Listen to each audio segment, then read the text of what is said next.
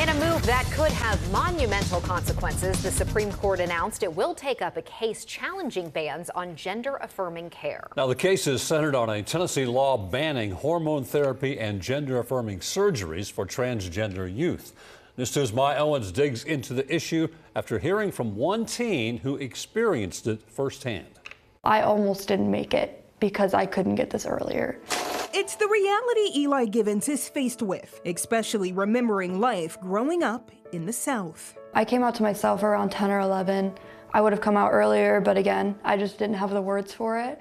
Yeah, when I was younger, I knew I felt a bit different from everybody else. I didn't know why.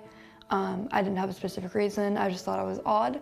And that odd feeling grew into something more, which led Eli on a journey, ultimately ending with gender-affirming surgery at just 17 years old. When I discovered top surgery was a thing I could do, I was like, oh, that's kind of like what I've been looking for. Eli identifies as non-binary, meaning when you ask what Eli's gender is, it's neither man or woman. It is so wonderful, and it's very bittersweet to know that a lot of the people that I know will not be able to have the same experience I had, because I was 17, I got it at Vanderbilt, and now that that's being blocked, it's like, wow. Tennessee is one of more than 20 states with a gender-affirming care ban on the books. Tennessee's 2023 law makes it illegal to provide medical care like puberty blockers, hormone therapies, and surgeries to transgender minors. You shouldn't be making decisions about your body, be it surgically or medicinally, that are irreversible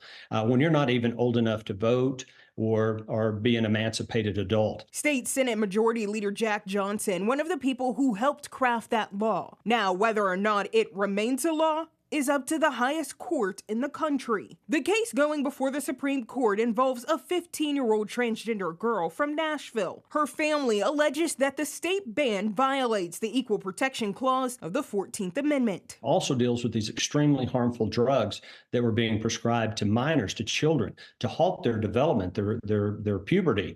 And so ultimately the hope is that the Supreme Court will affirm the Intermediate Appellate Court's decision and allow our law to continue to be in effect. And the case is set to be heard this fall as Tennessee Attorney General Jonathan Skrmetti says he looks forward to defending the law already in place.